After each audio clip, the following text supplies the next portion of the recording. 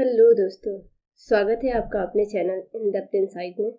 यहाँ हम UP PGT 2013 के क्वेश्चन पेपर का एनालिसिस करेंगे, जिसमें अभी तक हमने पार्ट फर्स्ट को एक्सप्लेन किया है। उसमें हमने क्वेश्चन फर्स्ट से लेके क्वेश्चन 37 तक को देखा था, और इस पार्ट में हम क्वेश्चन 38 से लेके क्वेश्चन 72 तक को एक्सप्लेन करेंगे।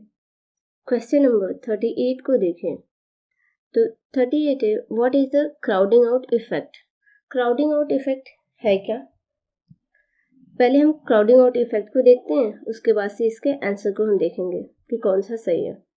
क्राउडिंग आउट इफेक्ट ये बताता है इकोनॉमिक्स में कि जब भी गवर्नमेंट का एक्सपेंडिचर इतना बढ़ जाए कि जो प्राइवेट एक्सपेंडिचर है वो हैम्पर होने लगे, तो वहाँ पे जो इफेक्ट होता है वो क्राउडिंग आउट इफेक्ट कहलाती है।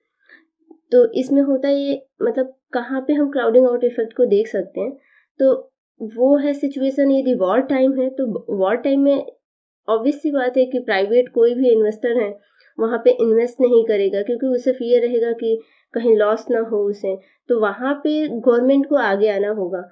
और वॉर टाइम में स्पेशली हम क्राउडिंग आउट इफेक्ट को देख सकते हैं। इवन जब इन्फ्लेशनरी पीरियड चल रहा हो, वहाँ भी हम वॉर टाइम को क्राउडिंग आउट को वहाँ भी हम देख सकते हैं। तो क्राउडिंग आउट इफेक्ट है क्या? ये ऐसा है कि जहाँ पे गवर्नमेंट एक्सपेंडिचर बढ़ जाए, जिसकी वजह से जो प्राइवेट एक्सपेंडिचर है वो कम होने लगे। तो यहाँ पे ऑप्शन है first, removal of industries, second है reduction in investment, increasing in investment. ये तो आपको पता है कि तीनों ये ऑप्शन गलत है, क्योंकि क्राउडिंग आउट इफेक्ट का मतलब होता है, ये फोर्थ है, decreasing in private expenditure. Private expenditure कम हो जाए due to the increase in government expenditure. अभी हमने क्राउडिंग आउट इफेक्ट में अभी समझा था, वही है कि जब प्राइवेट एक्सपेंडिचर डिक्रीज हो जाए due to the increase in government expenditure, government expenditure के बढ़ने से प्राइवेट जो एक्सपेंडिचर है वो कम हो जाए। तो यहाँ पे जो ऑप्शन होगा वो फोर्थ होगा। आई होप आपको ये क्लियर होगा। क्वेश्चन नंबर 39 को देखें तो क्वेश्चन 39 है, the concept of zero base budget was introduce by. Zero base budget को कॉन्सेप्ट जो था वो किसने इंट्रोड्यूस किया था? ऑप्शन है Musgrave, Keynes and Peter Pyhrr, and fourth है हैंसन। तो जीरो बेस बजट का जो कॉन्सेप्ट था वो पीटर पियर ने दिया था, और ये 1970s में इन्होंने जीरो बेस बजट का कॉन्सेप्ट दिया था। और जीरो बेस बजट का मतलब जो होता है वो ऐसा बजट तैयार करे जो, जैसे यदि 1 ईयर का बजट एस्टिमेटेड है, तो ऐसा है कि जब एस्टिमेट कर रहे हैं तो वहाँ पे जो बैकलॉग पिछला जो बजट है उसमें क्या क्या हुआ उसको न देखें। अब नए सिरे से एक पूरे कंट्री के लिए एक नए सिरे से बजट का हम क्या एक्सपेंडिचर होगा, क्या हमारी प्लानिंग होगी, ये जब हम नए सिरे से एक बजटिंग करते हैं तो उसे ही हम जीरो बेस बजटिंग कहते हैं। ठीक है। और जो एक चीज और ध्यान रखें, जो इंडिया में जो जीरो बेस बजट का जो कॉन्सेप्ट था फर्स्ट टाइम इंट्रोड्यूस किया गया था 1986 से 87 के बजट, मतलब फाइनेंशियल ईयर में। और जो पूरे वर्ल्ड में जो फर्स्ट टाइम अमेरिका जो था वो जीरो बेस बजट को इंट्रोड्यूस किया था अपने कंट्री में। तो आपको ये ध्यान रखना होगा कि फर्स्ट टाइम जो वर्ल्ड में पूरा जीरो बेस बजटिंग का कॉन्सेप्ट किसने दिया था और कब इंट्रोड्यूस किया था, और इंडिया में इंट्रोड्यूस कब हुआ, ये बात। और अमेरिका जो था वो पहली बार जीरो बेस बजट का कॉन्सेप्ट अपने कंट्री में लागू किया था। ये बात आप याद रखिएगा, मे बी की क्वेश्चन पूछ सकता है। अब नेक्स्ट क्वेश्चन देखें तो नेक्स्ट क्वेश्चन हमारा है question number 14, Okun's law show the relationship between. Okun's law जो है वो रिलेशनशिप बताता है किसके बीच में? तो ओकेन्स लॉ को हम पहले समझते हैं, देन उसके ऑप्शन को देखेंगे।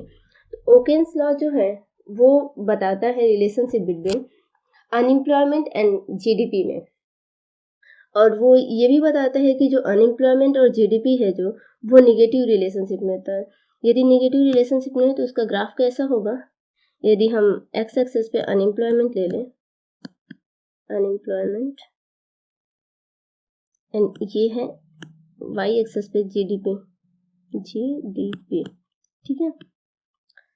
तो ये है हमारा ओकेन्स लॉ का कर्व। तो ये बताता है कि जैसे यदि ये अनएम्प्लॉयमेंट है, ये जीडीपी का है, यदि मान लीजिए 6% है, तो इसका है कि यदि जीडीपी यदि 6% से यदि 8% पे जाती है, तो जो अनएम्प्लॉयमेंट है, जो पहले यू स्टार था, वो U1 हो जाएगा। इट मीन्स कि जैसे जीडीपी बढ़ रही है तो अनएम्प्लॉयमेंट डिक्रीज हो रहा है। ठीक है, ओकेन्स लॉ जीडीपी एंड अनएम्प्लॉयमेंट में रिलेशनशिप को शो करता है। तो यहाँ पे फर्स्ट ऑप्शन है अनएम्प्लॉयमेंट एंड पॉवर्टी, नहीं, अनएम्प्लॉयमेंट और पॉवर्टी नहीं होगा। Money supply and price level, ये भी नहीं होगा। Money supply and rate of interest, ये भी नहीं होगा। फोर्थ ऑप्शन है unemployment and real gross national product, हाँ, जीडीपी ये शो करता है। अनएम्प्लॉयमेंट एंड जीडीपी में रिलेशनशिप को बताता है, और वो रिलेशनशिप भी होता है, वो याद रखिएगा, वो निगेटिव रिलेशनशिप को शो करता है। ठीक है, और नेक्स्ट क्वेश्चन है 41, when the currency of a country is devalue then, जो जब किसी कंट्री की जो करेंसी है वो डिवैल्यू हो जाती है, देन क्या होगा? ऑप्शन है first, import become cheaper and export costlier. Second है export are expensive and import are expensive and exports are cheaper, and third जो है both import and export are cheaper, and fourth है both import and export are expensive। तो option को हम देखने से पहले डिवैल्यूएशन के कॉन्सेप्ट को समझते हैं। तो फर्स्ट है, मान लीजिए कि यदि इंडिया और अमेरिका या फिर डॉलर पे हम देखते हैं, तो $1 इज इक्वल टू, यदि हम देखें 50 रुपये है। यदि मान लीजिए इंडिया ने अभी डिवैल्यूएशन नहीं किया है तो 50 रुपये। यदि इंडिया यदि डिवैल्यूएशन कर देती है तो $1 इज इक्वल टू 60 रुपीज हो जाता है। डिवैल्यूएशन करने पे $1 इज इक्वल टू 60 रुपीज हो गया। तो यदि यहाँ का, यदि इंडिया का कोई भी इन्वेस्टर है या फिर कोई भी एक्सपोर्ट कर रहा है या इंपोर्ट कर रहा है, तो वहाँ पे क्या होगा, यहाँ पे यदि वो इंपोर्ट करेगा, पहले तो वो $1 दे के $1 का यदि सामान खरीदता था तो 50 रुपये पे करता था। लेकिन अब जब डिवैल्यूएशन हो गया है तो $1 के बदले वो 60 रुपये देगा। तो ऑब्वियस सी बात है कि जो इंपोर्ट कर रहा है उससे महंगा पड़ेगा, लेकिन जो एक्सपोर्ट कर रहा है उसके लिए सस्ता हो जाएगा। हमारा इंपोर्ट महंगा होगा, हमारा एक्सपोर्ट जो है वो सस्ता हो जाएगा। यदि फॉरेनर यदि $1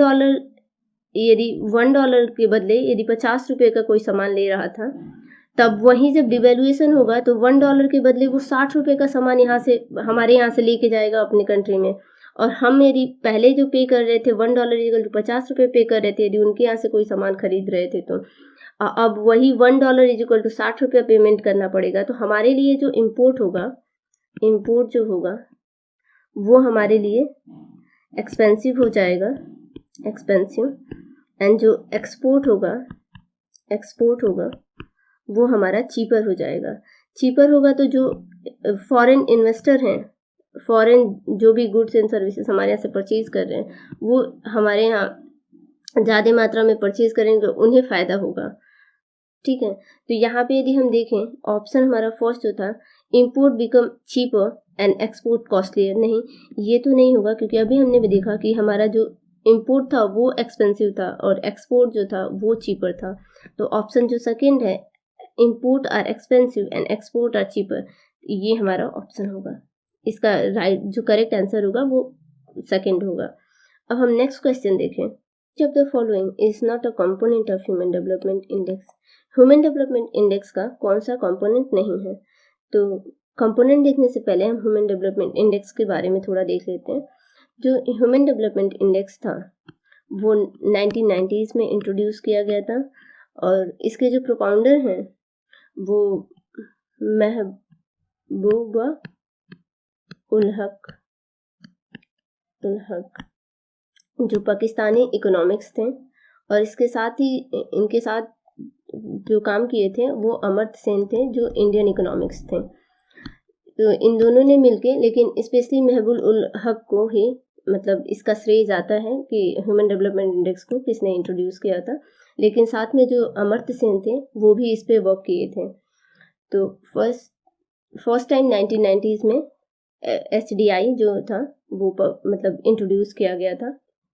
जो HDI है, ह्यूमन डेवलपमेंट इंडेक्स, वो पब्लिश किया जाता है बाय UNDP के द्वारा, यूनाइटेड नेशनल डेवलपमेंट प्रोग्राम।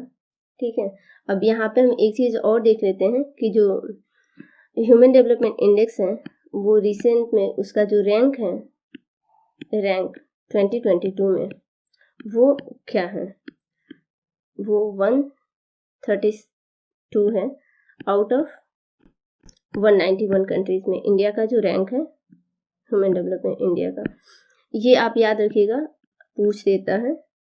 तो ये किसने इंट्रोड्यूस किया था, 2-3 चीज़ें हैं इसमें याद रखने वाली। किसने दिया था, कब इंट्रोड्यूस हुआ था, और इंडिया में रैंक क्या है इसका, ह्यूमन डेवलपमेंट इंडेक्स में इंडिया का रैंक कितना है 2022 में। क्योंकि अभी तो 2023 चल रहा है, तो 2022 का आप याद रखेंगे, रिसेंट वाला ही पूछता है, ज़्यादा दूर नहीं। ठीक है, अब इसके कंपोनेंट की बात करें तो इसमें 3 कंपोनेंट आते हैं। कंपोनेंट की यदि हम बात करें, कंपोनेंट, तो इसमें फर्स्ट जो आता है, फर्स्ट एडुकेशन, सेकेंड है लाइफ एक्सपेक्टेंसी,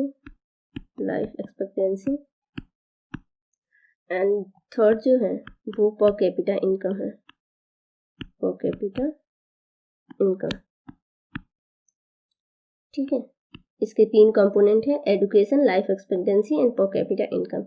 अब यहाँ पे हम ऑप्शन की बात करें तो पूछा है नॉट ए कंपोनेंट ऑफ, तो एडुकेशन तो है, लाइफ एक्सपेक्टेंसी भी है, पर कैपिटा इनकम है, लेकिन number of people below poverty line ये जो है वो HDI का कंपोनेंट नहीं है। तो यहाँ पे जो ऑप्शन होगा वो 4th होगा इस क्वेश्चन का। ठीक है, अब हम देखें question number 43, world environment day is observe on. तो वर्ल्ड इन्वायरमेंट डे जो है वो कब ऑब्जर्व किया जाता है, तो आपको पता होगा कि इसका जो आंसर है वो 5 जून को है, वर्ल्ड इन्वायरमेंट डे इंट्रोड्यूस मतलब ऑब्जर्व किया जाता है, मनाया जाता है।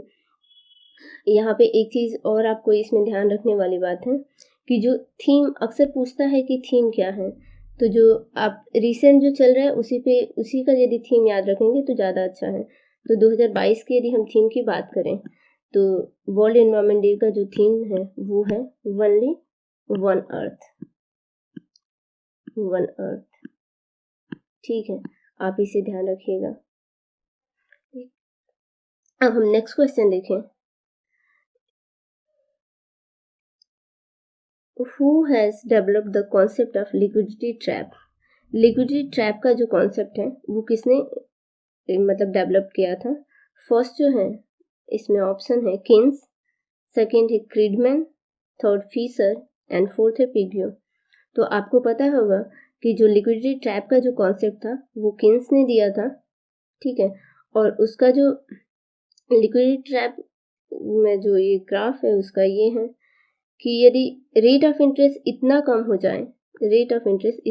जाए कि जो इन्वेस्टर हैं वो एक्सपेक्ट करें कि जब रेट ऑफ इंटरेस्ट ज़्यादा होगा तब वो अपना इन्वेस्टमेंट बढ़ाएं, जिसकी वजह से उनको प्रॉफिट ज़्यादा अर्न कर सकें। ठीक है, अब हम नेक्स्ट क्वेश्चन देखें तो हमारा नेक्स्ट क्वेश्चन है question number 45, when will the consumer will be in A equilibrium. Consumer जो है वो कब इक्विलिब्रियम के सिचुएशन में रहता है? तो आपको पता होगा कि इक्विलिब्रियम का सिचुएशन में कोई भी कंज्यूमर जो है वो तब रहेगा जहाँ पे उसकी जो marginal utility of good X is equal to marginal utility of, जो उसकी प्राइस है उसके बराबर हो, या फिर जो marginal utility of good Y है वो उसके बराबर हो उसके प्राइस ऑफ वाई के। ठीक है, यदि दोनों marginal utility of X and marginal utility of Y जो है यदि बराबर है तो वो कंज्यूमर जो है वो अपने इक्विलिब्रियम के पोजीशन पे होगा, या फिर हम यूं कह ले कि जितना उसके पास पैसा है, ठीक है, वो अपने पैसे को इस तरह डिस्ट्रीब्यूट करे कि उसे मैक्सिमम सेटिस्फैक्शन प्राप्त हो जाए, वहाँ पे भी जो कंज्यूमर है वो अपने इक्विलिब्रियम के पोजीशन पे रहेगा।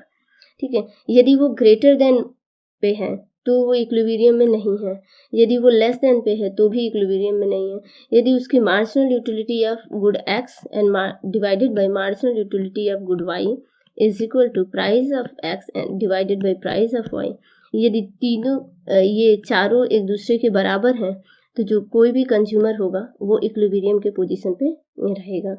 ठीक है, आपको ये भी क्लियर हो गया होगा कंज्यूमर इक्विलिब्रियम का कॉन्सेप्ट।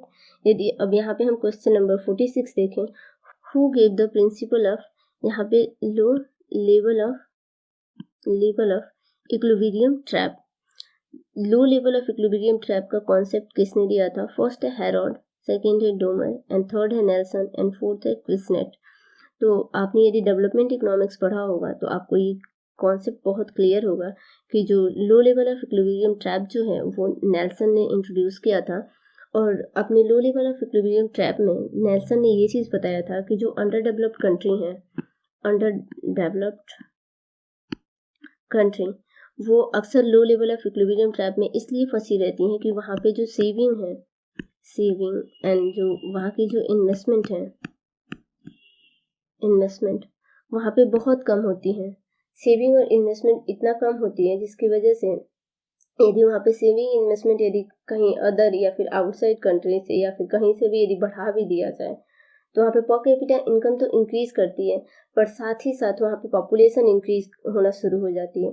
फर्स्ट में क्या होता है कि पर कैपिटा इनकम बढ़ना शुरू होता है, जैसे ही पर कैपिटा इनकम बढ़ती है तो लोगों का क्या है कि पॉपुलेशन इंक्रीज होता है, जो रेट ऑफ पॉपुलेशन है वो ज़्यादा होता है as comparison to per capita income की वजह से, तो वो पुशबैक कर देती हैं पर कैपिटा इनकम को, जिसकी वजह से हमेशा जो इक्विलिब्रियम है वो जो वहाँ पे जो इक्विलिब्रियम है वो स्टेबल इक्विलिब्रियम की पोजीशन में आ जाती है और हमेशा लो लेवल ऑफ इक्विलिब्रियम के ट्रैप में जो है वो अंडर डेवलप्ड कंट्री है वो फंसी ही रह जाती हैं। यदि वहाँ पे यदि सेविंग इन्वेस्टमेंट बढ़ाया जाता है उसके बावजूद भी जो अंडर डेवलप्ड कंट्री है वो मतलब लो लेवल ऑफ इक्विलिब्रियम के ट्रैप में हमेशा फंसी ही रहती हैं। ठीक है, होप आपको ये कॉन्सेप्ट क्लियर हो गया होगा। अब हम यहाँ पे क्वेश्चन नंबर 47 को देखें। With which of the following is the name of Jacob winner associated, Jacob Viner का जो नेम है इन चारों में से किससे एसोसिएटेड है? तो फर्स्ट है यहाँ पे income terms of trade, second है single factorial terms of trade and third है utility terms of trade and fourth है नेट, यहाँ पे ट्रांजैक्शन नहीं, यहाँ पे net barter terms of trade होगा। ठीक है, यहाँ पे थोड़ा टाइपिंग मिस्टेक था। तो फर्स्ट जो ऑप्शन है income terms of trade, income terms of जो ट्रेड था वो इंट्रोड्यूस किया था डॉरेंस ने 1948 में, and single factorial terms of जो ट्रेड है उसे जैकब विनर ने इंट्रोड्यूस किया था। जो यूटिलिटी टर्म्स ऑफ ट्रेड है उसे भी जैकब विनर ने ही इंट्रोड्यूस किया है, एंड जो net barter terms of trade है उसे FW टॉसिंग एंड इनका जो टॉसिंग है उनका एक और है cross barter terms of trade. ठीक है, लेकिन आयोग देखिए यहाँ पे ऑप्शन जो है single terms of trade, single factorial terms of trade and utility terms of trade, दोनों के दोनों जो है वो जैकब विनर ने ही इंट्रोड्यूस किया है, बट आयोग ने यहाँ पे single factorial terms of trade को ही मतलब सही माना था, इस मतलब आंसर के ऑप्शन को, इस क्वेश्चन के ऑप्शन को यहाँ पे सेकेंड वाले को single factor terms of trade को ही वहाँ पे सही माना था। ठीक है, तो आपको पता है कि income terms of trade Dorrance का है, single factorial terms of trade Jacob Viner का है, यूटिलिटी टर्म्स ऑफ ट्रेड भी जैकब विनर का है। यहाँ पे net barter terms of trade Taussig का है and gross barter terms of trade भी टॉसिंग का है। ये 3-4 चीज़ें आप हैं जो टर्म्स ऑफ ट्रेड में से याद रख लेते हैं तो आपके एग्जाम के लिए हेल्पफुल होगा। क्वेश्चन नंबर 48 को देखें, तो यहाँ पे क्वेश्चन है which of the following prevent the national income from becoming a zero when the aggregate investment become zero. यदि एग्रीगेट इन्वेस्टमेंट जीरो हो जाता है तो नेशनल इनकम को जीरो होने से कौन रोकता है? तो ऑप्शन है यहाँ पे कंजप्शन, सेकेंड है मल्टीप्लायर, एंड थर्ड है बैंक रेट, एंड फोर्थ है इम्पोर्ट। तो आपको पता है कि जो नेशनल इनकम है वो फंक्शन है कंजप्शन प्लस इन्वेस्टमेंट का, और इसमें ये चीज़ बताया है कि जब इन्वेस्टमेंट जीरो हो जाती है तो जो इनकम होगा, नेशनल इनकम होगा, वो ओनली फंक्शन किसका होगा? कंजप्शन का होगा। यहाँ पे जो इन्वेस्टमेंट है वो जीरो है, तो y is equal to function of consumption. जो कंजप्शन है वो जो नेशनल इनकम है उसको जीरो होने से रोकेगा यहाँ पे, ठीक है। तो यहाँ पे जो ऑप्शन होगा, ऑप्शन फर्स्ट होगा कंजप्शन।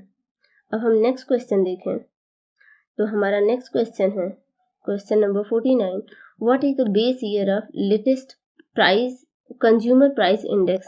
कंज्यूमर प्राइस इंडेक्स का जो बेस ईयर है वो क्या है?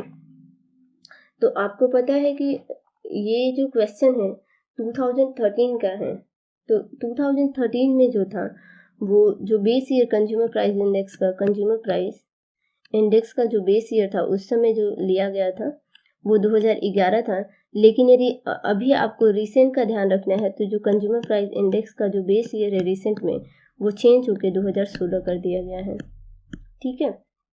ये प्रेजेंट का है, आप याद रखिएगा।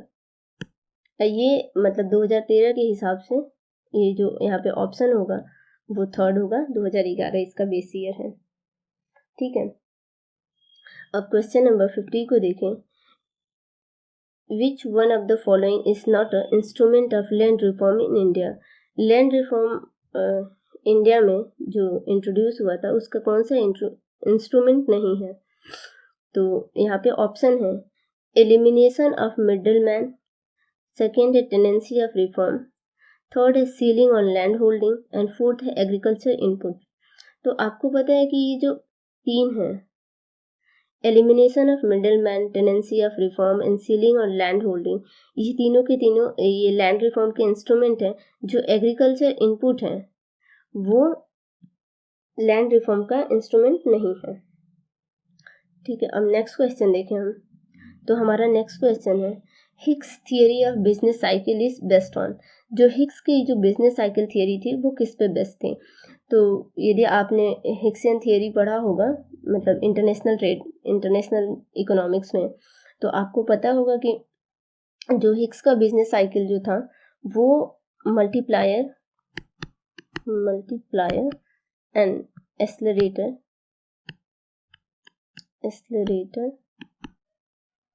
इन दोनों पे ही बेस्ड था हिक्स का जो बिजनेस साइकिल था। तो यहाँ पे क्या है कि फर्स्ट है the interaction of saving and investment, ये नहीं होगा, सेविंग राइजिंग द वैल्यूज ये भी नहीं, on investment in A businesses ये भी नहीं होगा, on the interaction of multiplier and accelerator. तो 51 का जो आंसर होगा वो फोर्थ होगा, on the interaction of multiplier and accelerator, ठीक है। अब हम नेक्स्ट क्वेश्चन देखिए, question number 52, utility is a psychological concept, so it's, utility जो है वो साइकोलॉजिकल कॉन्सेप्ट है, तो क्या होगा यहाँ पे? जो फर्स्ट ऑप्शन है counting measurement can be done, countable measurement can not be done, and third है ordinal measurement can not be done, and fourth option है quantitative measurement can be done along with the comparative measurement. तो आपको पता है कि जो cardinal utility का जो कॉन्सेप्ट था, कार्डिनल, तो उसे मार्शल ने दिया था, मार्शल, और यहीं पे जो ऑर्डिनल यूटिलिटी का जो कॉन्सेप्ट था उसे हिक्स ने इंट्रोड्यूस किया था, हिक्स ने। ये चीज़ आपको ये ध्यान रखना होगा, क्योंकि जो कार्डिनल यूटिलिटी का फर्स्ट टाइम पे जो मेजरमेंट दिया गया था तो उसमें ये चीज़ बताया गया था कि जो यूटिलिटी है उसे काउंट किया जा सकता है, लेकिन जो ऑर्डिनल यूटिलिटी का जो कॉन्सेप्ट जब दिया गया हिक्स के द्वारा तो उसमें कहा गया था कि जो यूटिलिटी है उसे हम काउंट नहीं कर सकते बट कि उसको रैंक दे सकते हैं, और यहीं पे जो ऑर्डिनल यूटिलिटी का जो कॉन्सेप्ट था उसे ही साइकोलॉजिकल कॉन्सेप्ट भी कहते हैं कि हम उसे काउंट नहीं कर सकते, यूटिलिटी को हम कभी भी काउंट नहीं कर सकते हैं, ठीक है। तो यहाँ पे जो ऑप्शन है, यहाँ पे counting measurement can be done, तो काउंटिंग तो किया नहीं जा सकता साइकोलॉजिकल कॉन्सेप्ट में, तो ये ऑप्शन होगा नहीं। एंड जो सेकेंड है, countable measurement can not be done. Of course जो काउंटिंग है वो साइकोलॉजिकल कॉन्सेप्ट में नहीं किया जा सकता, तो यहाँ पे जो ऑप्शन होगा इसका वो सेकेंड होगा। 52 का जो आंसर होगा वो सेकेंड है, countable measurement can not be done. क्योंकि यहाँ पे ordinal measurement can not be done लिखा है, यदि होता कैन बी डन तो ऑफकोर्स यहाँ पे ऑप्शन ये होता, इसलिए कैन नॉट बी डन है तो ये नहीं होगा। यहाँ पे है quantitative measurement can be done, quantitative measurement नहीं, यहाँ पे क्वालिटेटिव मेजरमेंट होता तो इसका ये ऑप्शन सही होता, इसलिए यहाँ पे ये गलत है। ठीक है, तो यहाँ पे 52 का जो ऑप्शन है वो सेकेंड सही है। अब हम नेक्स्ट क्वेश्चन देखें, तो हमारा नेक्स्ट क्वेश्चन है the law of demand start. जो लॉ ऑफ डिमांड है वो क्या शो करता है? तो आपको पता है कि जो लॉ ऑफ डिमांड है और जो प्राइस है उसमें जो है वो निगेटिव रिलेशनशिप को शो करता है। यदि प्राइस बढ़ती है तो किसी कमोडिटी की यदि प्राइस बढ़ जाती है तो उसकी जो क्वांटिटी डिमांड है, मान लीजिए गुड एक्स है, वो डिक्रीज कर जाएगी। यदि गुड एक्स की यदि प्राइस है तो यदि इंक्रीज कर रही है तो उसकी क्वांटिटी डिमांड जो है वो डिक्रीज कर जाएगी। तो इसमें क्या है, निगेटिव रिलेशनशिप को शो कर रहा है ये लॉ ऑफ डिमांड। तो यहाँ पे जो ऑप्शन है, अब यहाँ पे हम देखें, when the demand increases price rises. यदि डिमांड इंक्रीज हो रही है, मतलब यहाँ पे क्या बता रहे कि इंक्रीज हो रही है और प्राइस भी इंक्रीज हो रही है, तो ये नहीं होगा। यहाँ पे क्या है, व्हेन द इनकम इंक्रीजेस, यदि इनकम बढ़ रहा है तो डिमांड इंक्रीजेस। तो ये तो इनकम और डिमांड का रिलेशनशिप को शो कर रहा है, लेकिन लॉ ऑफ डिमांड जो है वो प्राइस एंड क्वांटिटी डिमांड के रिलेशनशिप को शो करता है। तो यहाँ पे थर्ड जो है, when the price decreases, price यदि डिक्रीज हो रही है and then the demand increases, price decrease हो रही है और डिमांड, यहाँ पे क्या है, प्राइस डिक्रीज हो रही है और डिमांड जो है वो इंक्रीज हो रहा है।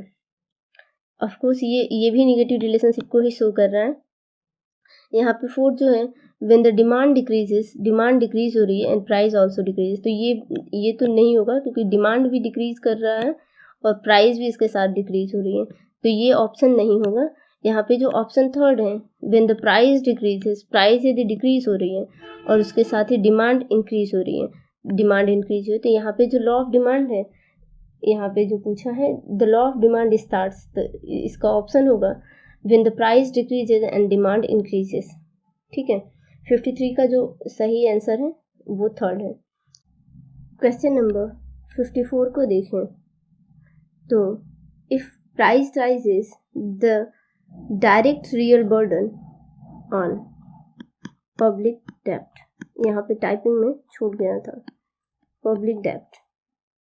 फर्स्ट जो है, will increases, will decline, will be uncertain and last जो है विल रिमेन अनचेंज।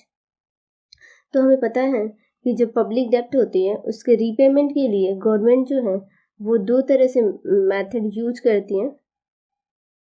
एक तो जब भी वो पब्लिक डेब्ट लेगी तो दो तरीके से लेगा, एक तो एक्सटर्नल डेब्ट लेगा एंड इंटरनल डेब्ट लेगा।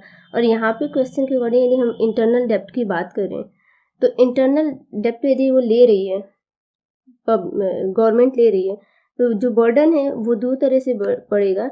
एक तो फर्स्ट है जो मॉनेटरी बर्डन होगा, मॉनेटरी बर्डन, एंड सेकेंड जो होगा वो डायरेक्ट रियल बर्डन होगा, रियल बर्डन। मॉनेटरी बर्डन की यदि हम बात करें तो मॉनेटरी बर्डन ऐसे होगा कि यदि गवर्नमेंट की डेब्ट ज़्यादा है तो गवर्नमेंट क्या करेगी, लोगों पे जो टैक्सेस लगाएगी, डायरेक्ट टैक्सेस वो ज़्यादा लगाएगी। तो मॉनेटरी तो यदि वो टैक्सेस ज़्यादा लगा रही हैं तो लोगों को क्या है कि जितना, मान लीजिए कि 100 रुपीज़ है किसी के पास, यदि 25% यदि टैक्स लग जाए तो वो 25 रुपये तो वो अपने 100 रुपीज़ में से डिडक्ट कर देगा। तो जो 25 रुपये से वो सामान खरीद सकता था अब वो नहीं खरीदेगा, तो एक तरह से बर्डन ही तो क्रिएट होगा, अब वो डायरेक्ट मॉनेटरी बर्डन ही होगा। तो यहाँ पे जो बर्डन जो है वो टैक्स के फॉर्म में आ रही है और वो डायरेक्ट टैक्सेस और डायरेक्ट वो मॉनेटरी के फॉर्म में आ रही है, तो एक तरह से ये बर्डन जो है वो मॉनेटरी बर्डन के नाम से जाना जाता है। और जो सेकंड है वो डायरेक्ट रियल बर्डन। यदि डायरेक्ट रियल बर्डन की बात करें तो गवर्नमेंट जब भी अपने डेप्ट की रिकवरी करेगी या फिर पैसे कहाँ से वो लेके आएगी, लोगों से ही तो वो लेगी फिर दोबारा टैक्स के फॉर्म में, इनडायरेक्ट टैक्सेस के फॉर्म में। तो यदि इनडायरेक्ट जो डायरेक्ट रियल बर्डन की बात है वो प्राइस के फॉर्म में आएगी। यदि प्राइस इंक्रीज होगी, यदि पब्लिक डेब्ट ज़्यादा है तो प्राइस इंक्रीज होगी। प्राइस इंक्रीज होगा तो क्या होगा कि जो रियल इनकम ऑफ पीपल है, इनकम ऑफ पीपल, वो क्या होगा, वो डिक्रीज हो जाएगा। क्योंकि जो पहले ज़्यादा पैसे लोगों के पास थी, अब उसी जितने भी पैसे थे, मान लीजिए कि 100 रुपये यदि इनकम है किसी का, यदि पहले जो था वो 10 रुपये या 12 रुपये में यदि कोई चीज़ खरीद लेता था, अब वो उसी चीज़ को खरीदने में यदि वो ज़्यादा पैसे पे कर रहा है, जैसे 20 रुपये 25 रुपये पे कर रहा है, तो उसे एक तरह से बर्डन ही तो क्रिएट कर रहा है वो, ठीक है। तो उसकी जो रियल इनकम है पीपल की, वो भी डिक्रीज होगी। और साथ ही साथ जो वैल्यू ऑफ मनी है, वैल्यू ऑफ मनी वो भी डिक्रीज होगा। क्योंकि आपको पता है कि वैल्यू ऑफ मनी और जो प्राइस है उसमें निगेटिव रिलेशनशिप पाया जाता है या इनवर्स रिलेशनशिप है। यदि प्राइस बढ़ रही है तो जो वैल्यू ऑफ मनी है वो डिक्रीज कर जाएगी, ठीक है। तो इसी तरह जो बर्डन है पब्लिक डेब्ट पे, जो बर्डन है वो भी डिक्लाइन हो जाएगा। जो बर्डन है इसका वो भी डिक्लाइन कर जाएगा। तो यहाँ पे ऑप्शन क्या है, फर्स्ट जो है विल इंक्रीज, तो इंक्रीज तो नहीं करेगा। जो सेकंड है विल डिक्लाइन, तो यहाँ पे ये सही होगा कि जब प्राइस इंक्रीज होगी तो बर्डन, डायरेक्ट रियल बर्डन जो है पब्लिक डेब्ट की यदि हम बात करें, वो भी डिक्लाइन कर जाएगी, ठीक है। तो यहाँ पे 54 का जो आंसर है वो सेकंड होगा, विल डिक्लाइन। अनसर्टेन तो होगा नहीं, रिमेन अनचेंज भी नहीं होगा, ठीक है। क्वेश्चन नंबर 55 को देखें। What is stagflation? स्टैगफ्लेशन है क्या? तो स्टैगफ्लेशन के कॉन्सेप्ट को पहले देखते हैं, देन उसके ऑप्शन को हम देखेंगे यहाँ पे। तो स्टैगफ्लेशन के सिचुएशन में होता क्या है, इसमें इन्फ्लेशन के साथ साथ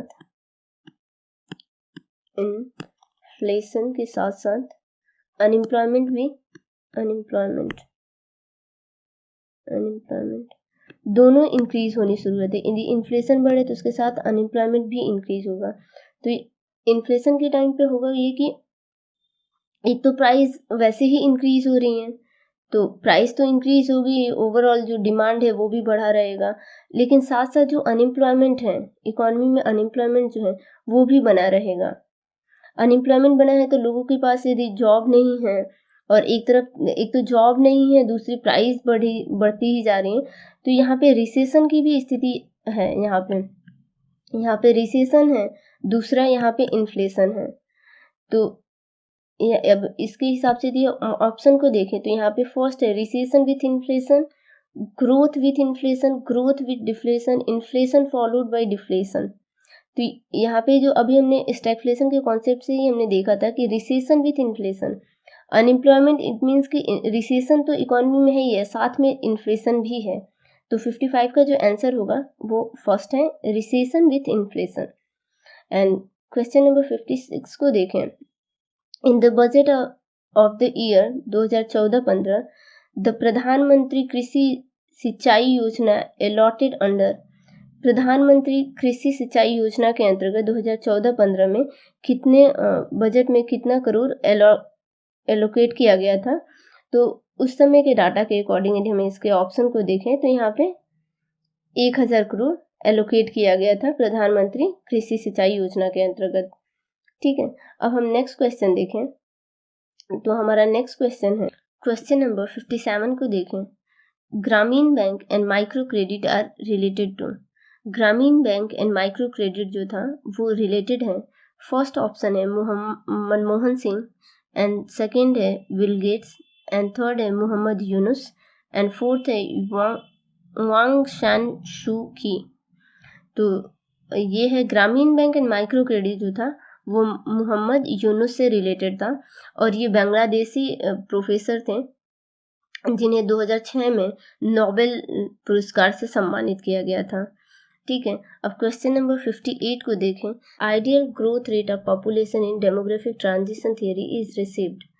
जो डेमोग्राफिक ट्रांजिशन थियरी है पॉपुलेशन की, वो आइडियल ग्रोथ रेट कौन से स्टेज में रिसीव करती है? तो फर्स्ट यहाँ पे ऑप्शन है द फर्स्ट स्टेज, सेकेंड है the second stage and third है the third stage and fourth है between second and third stage. तो यहाँ पे हम पहले डेमोग्राफिक ट्रांजिशन की थियरी को देखते हैं। जो डेमोग्राफिक ट्रांजिशन की जो थियरी था उसे फ्रैंक नोटेस्टीन ने डेवलप किया था, नोटेस्टीन। और इन्होंने ये चीज़ बताया था कि जो डेमोग्राफिक ट्रांजिशन की जो थियरीज हैं, यदि फर्स्ट स्टेज की बात करें उसमें फर्स्ट स्टेज,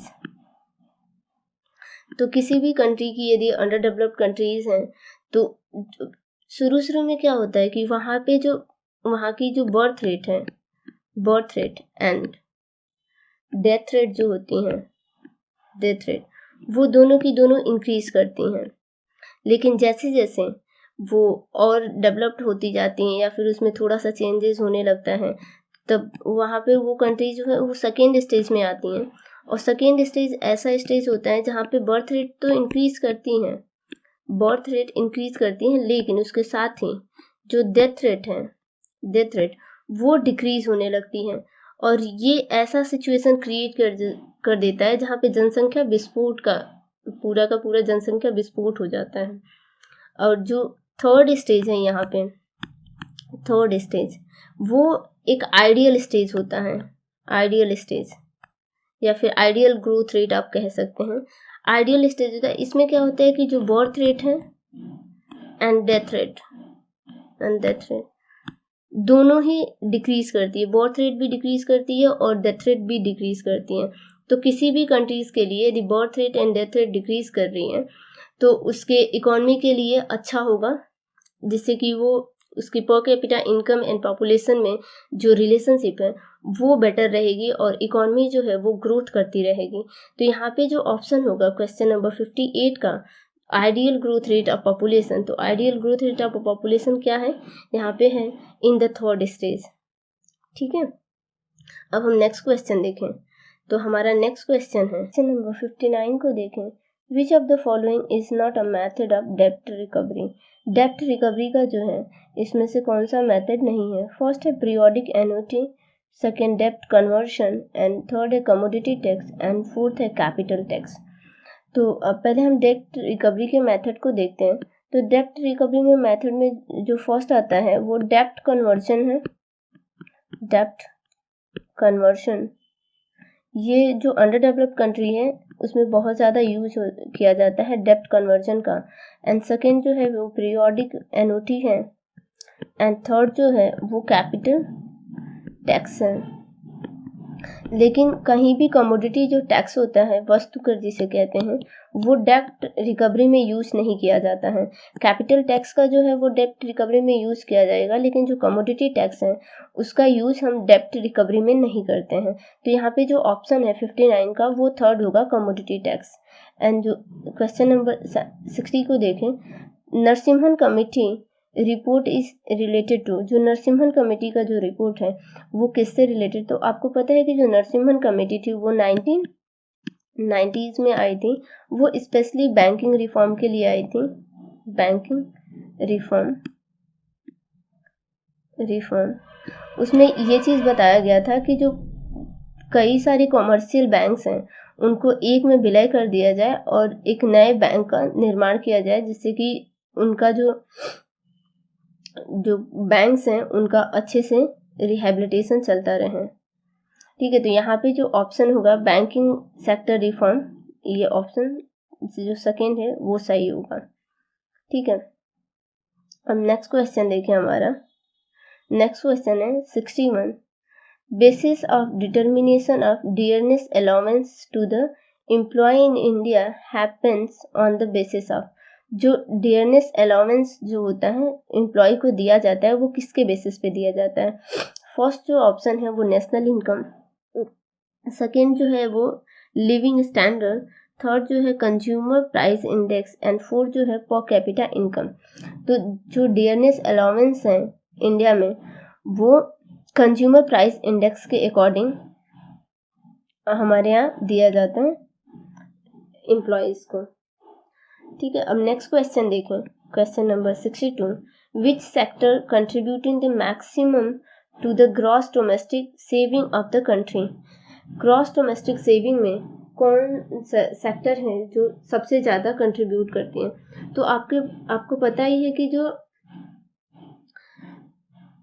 जो लोग हैं, जो पब्लिक हैं, वो सबसे ज़्यादा सेविंग करती हैं, क्योंकि यदि गवर्नमेंट है वो उसकी सेविंग एंड जो प्राइवेट एंटिटीज़ हैं उनकी सेविंग से कहीं ज़्यादा होता है जो डोमेस्टिक सेविंग्स हैं। जो पीपल हैं, जो मिडिल क्लास लोग हैं, वो ज़्यादा सेविंग करते हैं अपने भविष्य के लिए। तो वो यदि हम ऑप्शन देखें, जो फर्स्ट है यहाँ पे public sector undertaking, private corporate sector and domestic sector. Domestic sector की जो सेविंग होती है वो सबसे ज़्यादा होती है। ठीक है, 62 का जो ऑप्शन फोर्थ है वो सही है, डोमेस्टिक सेक्टर। ठीक है, अब हम नेक्स्ट क्वेश्चन देखें। तो हमारा नेक्स्ट क्वेश्चन है, contribution of service sector in national income with the economic growth. जो कंट्रीब्यूशन है सर्विस सेक्टर का नेशनल इनकम में, वो क्या है, मतलब कैसा है। Increases, become unstable, decreasing and remain stable. इसके 4 ऑप्शन हैं। तो इसमें जो करेक्ट ऑप्शन जो है इसका, जो सर्विस सेक्टर है उसका जो कंट्रीब्यूशन है हमारे यहाँ, जो हमारे इंडिया में जो है उसका कंट्रीब्यूशन जो है वो सबसे ज़्यादा रहता है, जबकि सबसे जो कम है वो प्राइमरी सेक्टर का है। प्राइमरी सेक्टर का जो कंट्रीब्यूशन है वो सबसे कम है। लेकिन अभी रिसेंट में अभी कोविड का जो टाइमिंग था, यदि आप रेगुलर बेसिस पे देखते हैं तो उस समय जो प्राइमरी सेक्टर था उसका जो कंट्रीब्यूशन था इकोनॉमिक ग्रोथ में हमारे, या फिर बजट में जो उसका कंट्रीब्यूशन था वो सबसे ज़्यादा था प्राइमरी सेक्टर का। और वहीं जो सर्विस सेक्टर, क्योंकि हर एक चीज़ें ठप पड़ी थी, तो सर्विस सेक्टर का कंट्रीब्यूशन सबसे कम था। जो टेरेसरी सेक्टर थी उनका भी कंट्रीब्यूशन कम था। लेकिन जनरली होता ये है कि जो सर्विस सेक्टर होती हैं उनका कंट्रीब्यूशन जो है सबसे ज़्यादा होता है, एंड उसके बाद से टेरेसरी सेक्टर की आती है, एंड देन जाके प्राइमरी सेक्टर का कंट्रीब्यूशन आता है। ठीक है, तो यहाँ पे ये चीज़ है कि मतलब क्या है यहाँ पे option, contribution of service sector in national income with economic growth. Economic growth में कैसा है, increasing, become unstable and decreasing and remain stable. ठीक है, तो यहाँ पे जो ऑप्शन होगा यहाँ पे फर्स्ट है, इंक्रीजिंग। ठीक है, अब हम नेक्स्ट क्वेश्चन देखें, question number 64। Profit innovation theory was in the economics given by. जो प्रॉफिट में इनोवेशन थियरी है वो किसने इंट्रोड्यूस किया था। तो जो इनोवेशन थियरी का जो कॉन्सेप्ट जाता है वो शुम्पीटर ने इंट्रोड्यूस किया था। ठीक है, अब हम नेक्स्ट क्वेश्चन देखें। तो हमारा नेक्स्ट क्वेश्चन है question number 65। Taxation will have in the favourable effect on which of the following. जो टैक्सेशन है उसका फेवरेबल इफेक्ट इन चारों में से किस पे जाता है। Ability to work and save, willingness to work and save, and third जो है to reduce the inequality in the distribution of income and increasing the employment. यदि टैक्सेस फेवरेबल है तो ऑब्वियस सी बात है वो इनइक्वालिटी को मतलब कम करती हैं, क्योंकि यदि इनकम ज़्यादा है तो उस पर ज़्यादा टैक्सेस लगते हैं, यदि इनकम कम है, यदि प्रोग्रेसिव टैक्सेशन, यदि मैक्सिमम कंट्रीज जो है वो प्रोग्रेसिव टैक्सेशन के ही रूल को फॉलो करती है। इट मीन्स कि यदि प्रोग्रेसिव टैक्सेशन लगा रही है तो ज़्यादा इनकम वाले को ज़्यादा टैक्सेस देना पड़ रहा है और कम इनकम वाले को कम टैक्सेस देना पड़ रहा है। ठीक है, तो वहाँ पे क्या होगा, जो दोनों सेक्टर के जो बीच के जो गैप है उनको कम किया जाएगा और जो इनकम का डिस्ट्रीब्यूशन होगा वो इक्वल किया जाएगा। तो यहाँ पे जो ऑप्शन है फेवरेबल जो टैक्सेशन का कब होगा, to reduce the inequality in the distribution of income. ठीक है, ऑप्शन थर्ड जो यहाँ पे वो सही होगा। Ability to work and save ये नहीं होगा, and willingness to work and save ये भी नहीं होगा, इंक्रीजिंग इन एम्प्लॉयमेंट ये भी नहीं होगा। यहाँ पे जो ऑप्शन है टैक्सेशन स्पेशली इसीलिए लगाया जाता है कि जो लोगों के बीच की जो इनइक्वालिटीज़ है वो कम हो जाए और इनकम का डिस्ट्रीब्यूशन सही से किया जा सके। ठीक है, अब हम नेक्स्ट क्वेश्चन देखें। A close economic is one where. Close economic कौन है, वो है जो यहाँ पे ऑप्शन है वनली जो एक्सपोर्ट टेकन प्लेस, जो एक्सपोर्ट करती है, money supply is fully control जहाँ पे होती है। जो थर्ड है deficit financing is being done. जो फोर्थ है यहाँ पे neither export nor import is taking place. तो यदि आपको पता होगा, यदि क्लासिकल का आपने करेक्टरिस्टिक्स पढ़ा होगा तो आपको वहाँ पे पता होगा जो क्लासिकल्स थे या फिर जो क्लोज इकोनॉमिक्स जो होती है वो ना तो एक्सपोर्ट करती है ना ही इम्पोर्ट करती हैं। ठीक है, तो यहाँ पे जो ऑप्शन फोर्थ है वो सही होगा। ठीक है, neither export nor import is taking place. अब हम नेक्स्ट क्वेश्चन देखें। Sense poverty index show. Sen की जो पॉवर्टी इंडेक्स है वो क्या शो करती है? तो जो सेन का जो बुक था poverty inequality and unemployment,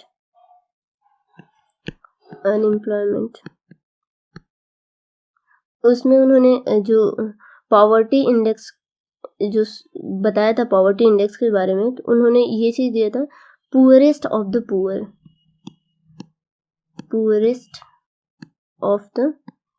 poor, गरीबों में जो सबसे गरीब हो उनके कॉन्सेप्ट को उन्होंने लिया था कि यदि मान लीजिए कि यहाँ पे तो पॉवर्टी लाइन है, इनका ये चीज मानना था कि यदि पॉवर्टी लाइन है तो पॉवर्टी लाइन से जो यहाँ पे है नीचे जो है यहाँ पे ये भी गरीब है, जो यहाँ पे है वो भी गरीब है। तो यदि यहाँ ये चीज़ है, यदि आप देखें यहाँ पे यदि पॉवर्टी लाइन आपने ड्रॉ कर दिया तो ये तो पॉवर्टी लाइन है, लेकिन जो इससे पहले थे उन्होंने बस बता दिया था कि जो पॉवर्टी लाइन के नीचे हैं बिलो द पीपल वो सबके सब गरीब है, लेकिन ये कितना गरीब है और ये कितना गरीब आपको दिख रहा है, इसके जो बीच का डिस्टेंस है वो ज़्यादा है। ठीक है, तो इन्होंने यही चीज़ किया था पुअरेस्ट ऑफ द पुअर, ये तो पुअर है लेकिन हमें वल्नरेबल जो पुअर हैं इनको देखना है। इस पुअर में भी जो सबसे ज़्यादा पुअर है इस पे ध्यान दिया था सेन्स का जो पॉवर्टी इंडेक्स था वो। तो यहाँ पे जो ऑप्शन है second the poorest of the poor, ये यहाँ पे सही होगा। ठीक है, अब हम नेक्स्ट क्वेश्चन देखें। तो हमारा नेक्स्ट क्वेश्चन है which of the following are included in the visual terms of trade. Visual terms of trade में क्या इंक्लूडेड होती है? तो आपको पता है कि जो ट्रेड है इनमें एक तो है current account and capital account. तो करेंट अकाउंट में दो चीजें होती हैं, एक तो विजिबल एक इनविजिबल। तो यहाँ पे विजुअल आइटम्स को पूछा है, तो विजुअल आइटम्स में वो सारे गुड्स आते हैं जिन्हें हम अपनी आंखों से देख सकें, जिनका मेजरमेंट किया जा सके, जैसे यूनिट में, केजी में। ठीक है, तो जितने भी गुड्स हैं उनका export and import, in goods के एक्सपोर्ट और इंपोर्ट को हम विजुअल हैंड्स में रखते हैं। और जो सर्विसेज हैं या फिर जो ट्रांसफ़र पेमेंट है, हमारे ट्रांसफ़र पेमेंट्स जो हैं, या फिर ह्यूमन रिसोर्स या फिर टेक्नोलॉजी वगैरह, जो ह्यूमन रिसोर्स से या हमारे जो दिमाग में जो है, जो आईटीज़ के जो मेंबर हैं, इन सब को हम सर्विसेज में रखते हैं। ठीक है, ये इनविजिबल हैंड्स में आते हैं, और जो विजिबल हैंड्स में वो गुड्स के एक्सपोर्ट और इंपोर्ट से बस आते हैं। ठीक है, तो यहाँ पे यदि हम ऑप्शन देखें, फर्स्ट जो है income from the shipping service जी, तो आपको पता है यहाँ पे जो सर्विसेज हैं वो सबके सब इनविजिबल हैंड्स में है। The payment for the insurance service, ये भी, and private transmission from the abroad, जो ट्रांसमिशन फ्रॉम द अब्रॉड जो है, प्राइवेट ट्रांसमिशन फ्रॉम अब्रॉड, ये भी हमारे सर्विसेज में आएंगी। जो income from the export of goods, जो गुड्स हैं ओनली वही जो है वो विजुअल हैंड्स में इंक्लूडेड होंगी, क्योंकि आपको पता, यहाँ पे मैंने बताया था कि गुड्स का एक्सपोर्ट जो इंपोर्ट है वो विजुअल हैंड्स में आएगा। तो यहाँ पे 68 का जो ऑप्शन होगा करेक्ट, यहाँ पे फोर्थ होगा income from export of the goods. ठीक है, अब हम नेक्स्ट क्वेश्चन देखें। तो हमारा नेक्स्ट क्वेश्चन है 69 in ISLM analysis and the increase in the money supply would result in, यदि मनी सप्लाई इंक्रीज हो जाती है तो क्या होगा? तो यदि हम ISLM के कर्व को यहाँ पे ड्रॉ करें तो ये हमारा IS है, IS कर्व है, और ये हमारा ओरिजिनल LM कर्व है। तो यहाँ पे पूछा है वही कि यदि इन ISLM increase in the money supply would result in, तो यहाँ पे आपको पता ही होगा कि ये जो LM जो है ये मनी मार्केट को शो करता है और ये IS जो है वो गुड्स मार्केट को, ये है गुड्स मार्केट जो LM जो है ये है मनी मार्केट। ठीक है, तो ये मनी सप्लाई को बढ़ाने की बात करें तो यदि हमारी मनी सप्लाई इंक्रीज हो जाती है तो LM अपवर्ड शिफ्ट हो जाएगा, तो LM डैश पे चला जाएगा। ठीक है, तो यहाँ पे अपवर्ड शिफ्ट हो रहा है। यहाँ पे जो रेट ऑफ इंटरेस्ट था R, और यहाँ पे यदि हम ले लें Y1, और तो यदि LM से LM डैश पे चले गए तो रेट ऑफ इंटरेस्ट भी हमारी इंक्रीज हो जाएगी, और जो इनकम है हमारा वो जैसे Y1 से Y2 पे चला आएगा। ठीक है, तो यहाँ पे यदि हम देखें तो क्या पूछा है, shift of IS curve to the right. IS curve में तो किसी प्रकार का शिफ्ट ही नहीं हुआ है, तो ये ऑप्शन फर्स्ट और ऑप्शन सेकेंड जो है ये तो वैसे ही कट जाएगा। और जो थर्ड यहाँ पे LM curve shift to the left, LM curve जो है वो लेफ्ट की तरफ शिफ्ट किया है, तो लेफ्ट की तरफ तो शिफ्ट करता तो इधर शिफ्ट करता। ठीक है, लेकिन ये शिफ्ट अपवर्ड हुआ है, इट मीन्स कि जो शिफ्टिंग है LM कर्व की वो राइटवर्ड शिफ्ट हुआ है, तो यहाँ पे जो ऑप्शन है 69 का वो फोर्थ होगा। ठीक है, आपको ये क्लियर होगा। क्वेश्चन नंबर 70 को देखें, which committee was formed to reform the tax structure. Tax structure के रिफॉर्म के लिए कौन सी कमेटी को फॉर्म किया गया था, तो वो चेलैया कमेटी थी। इसका फॉर्मेशन तो जो था वो 1991 में किया गया था। अब हम यदि फर्स्ट को देखें, जो नरसिम्हन कमेटी थी वो बैंकिंग सेक्टर के रिफॉर्म के लिए आई थी, बैंकिंग सेक्टर। इसका जो इंट्रोडक्शन था वो 1990s में किया गया था इंट्रोड्यूस। जो केलकर कमेटी थी वो विजय केलकर जो 2002 में इनका गठन किया था। ये specially indirect and direct taxes के रिफॉर्म के लिए आया था। ठीक है, गुडगिल कमेटी का जो रिकमेंडेशन था वो 1969 में था, और इनका जो स्पेशली रिकमेंडेशन था वो सेंट्रल स्टेट के फंड का डिस्ट्रीब्यूशन पे था। वो उन्होंने 4th एंड 5 ईयर प्लान के ड्यूरेशन के टाइम पे दिया था अपना रिकमेंडेशन कि सेंट्रल असिस्टेंस को कैसे स्टेट को प्रोवाइड किया जाए। ठीक है, अब हम नेक्स्ट क्वेश्चन देखें, तो हमारा नेक्स्ट क्वेश्चन है question number 71, NREGA implemented the entire rural area of India on. जो नरेगा था वो इंटायर रूरल एरिया में कब इम्प्लीमेंट किया गया था। इसे देखने से पहले, हम इसके ऑप्शन को देखने से पहले हम देखते हैं कि जो नरेगा जो था इंडिया में कब इंट्रोड्यूस किया गया था। जो नरेगा था इसका फुल फॉर्म होता है national rural employment guarantee act. ये अक्टूबर 2005 में एज अ एक्ट इंट्रोड्यूस किया गया था। और जो नरेगा जो था, नरेगा फर्स्ट टाइम 2 Feb 2006 में आंध्र प्रदेश के वादावाली जिले के अनंतपुर गांव में इसे, जो उस समय के प्राइम मिनिस्टर थे मनमोहन सिंह द्वारा इसे इंट्रोड्यूस किया गया था। लेकिन जो पूरे इंटायर रूरल एरिया में 1 अप्रैल 2008 को 1 अप्रैल 2008 को इंटायर रूरल एरिया के लिए लागू कर दिया गया था। लेकिन जो फर्स्ट टाइम जो था ओनली आंध्र प्रदेश के वादावाली जिले के अनंतपुर गांव में शुरू किया गया था 2 फरवरी 2006 को।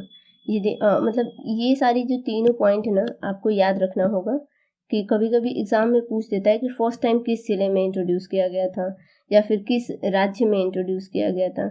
यदि जिला पूछता है तो अब वादावाली जिला बताएंगे, और यदि राज्य पूछता है तो आंध्र प्रदेश बताएंगे। अब फर्स्ट टाइम कब इंट्रोड्यूस किया गया, तो यदि पूछता है नरेगा तो आपको सेकेंड मतलब 2 फरवरी 2006 को, और यदि पूरे इंटायर इंडिया की बात करता है तो 1 अप्रैल 2008 को। आज नरेगा की एक्ट की बात करता है तो जो एक्ट था वो 2005 में इंट्रोड्यूस किया गया था, ठीक है। जो किसने इंट्रोड्यूस किया था, तो उस समय के जो फॉर्मर प्राइम मिनिस्टर थे मनमोहन सिंह, तो उन्होंने इंट्रोड्यूस किया था, ठीक है। तो जो 71 का जो ऑप्शन है फर्स्ट, वो करेक्ट होगा, अप्रैल 1, 2008, ठीक है। अब हम नेक्स्ट क्वेश्चन देखें, question number 72। When the interest payment is deducted from the physical deficit, so what is the remain called. तो आपको पता है कि यदि हम फिजिकल डेफिसिट में से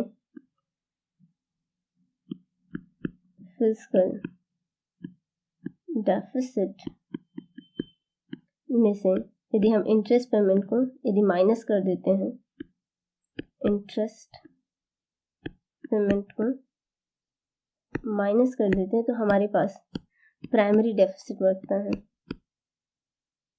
प्राइमरी डेफिसिट, ठीक है। तो इसका जो ऑप्शन होगा, ऑप्शन सेकंड है 72 का प्राइमरी डेफिसिट, ठीक है। होप आपको अभी तक मैंने क्वेश्चन नंबर 38 से लेके क्वेश्चन 72 तक को जितना भी बताया है, यदि आपको कहीं भी ऐसा लग रहा है कि ये चीज़ समझ नहीं आया है तो प्लीज़ अब कमेंट बॉक्स में लिख दीजिएगा, मैं उसको और अच्छे से बताने की कोशिश करूँगी। यदि आपको हमारा ये वीडियो पसंद आता है तो प्लीज़ अपने को लर्नर के साथ शेयर करें और लाइक शेयर एंड सब्सक्राइब